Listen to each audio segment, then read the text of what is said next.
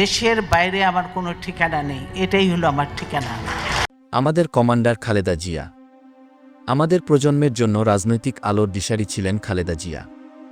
তার কণ্ঠেই উচ্চারিত হতো বাংলাদেশের মানুষের আকাঙ্ক্ষার সবচেয়ে সরল অথচ সবচেয়ে শক্তিশালী বয়ান। আমি যে কোনো পরিস্থিতির জন্য প্রস্তুত আছি। আমাকে জেল বা সাজার ভয় দেখিয়ে কোনো লাভ হবে না। ১৯৯১ সালের ঐতিহাসিক বিজয়ের আগে তার সর্বশেষ নির্বাচনী সভায় দেয়া তার একটি বক্তৃতা পরদিন দেশের প্রায় সব পত্রিকার শিরোনামে পরিণত হয়েছিল। ওদের হাতে গোলামির জিঞ্জির, আমাদের হাতে স্বাধীনতার পতাকাগ্নি।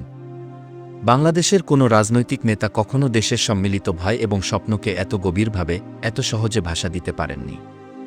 আমাদের জাতির সবচেয়ে প্রাথমিক এবং সবচেয়ে প্রকট রাজনৈতিক শঙ্কা, ভারত তাকে একদিন মিথিক্যাল অখণ্ড ভারতের অংশ বানিয়ে ফেলবে। হয়তো তা হবে আক্ষরিক অর্থে, নয়তো রেটোরিক্সে।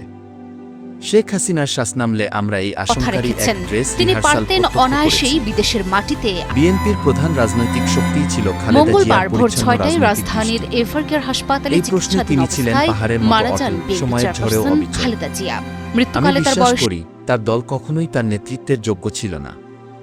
ক্ষমতালোভী সিভিল মিলিটারি আমলাতন্ত্র আর অলিগার্কদের সাথে তার দল কলুষিত আপোষ হয়েছে। করে বন্দি দশা থেকে তার মুক্তি সততা পাওয়ার আর বলিষ্ঠতাকে কোনো ব্যবহার প্রলোভন করেছে বা কেবল চাপ নিজেদের তাকে স্বার্থ টলাতে রক্ষায় পারেনি। আর ক্ষমতার অবশেষে আস্বাদে। সব মায়া কাটিয়ে উনি হাজার রাজনীতি স্মৃতি আর থেকে সরে লড়াইয়ের দাঁড়ানোর গল্প সাথে পেছনে সাথেই ফেলে তার দল আজ আত্মসমর্পণ প্রিয় করেছে ভারতের জন্মভূমির অখণ্ড মাটিতেই ভারতবাদী শেষ প্রভাব ও নিঃশ্বাস স্বার্থের ত্যাগ কাছে। করলেন এই মহিষী একসময় নারী। যার নাম বিদেশে যাওয়ার শুনেই ভারত সুযোগ এলেও অস্বস্তিতে দেশের মাটি আর ভুগত, আজ তার মানুষের পুত্রকে টানে দেশে তিনি ফিরতে দেখে বারবার আনন্দিত সেই হয়, প্রস্তাব তার ফিরিয়ে উপরে দিয়েছেন। ভরসা রাখে। ২০১৫ সালে তবু লন্ডনে খালেদা জিয়া অবস্থানকালেও তিনি থাকবেন ফেরেন, আমাদের তখনও রাজনৈতিক তার আকাশের কণ্ঠে ছিল ধ্রুবতারা। একই সুর।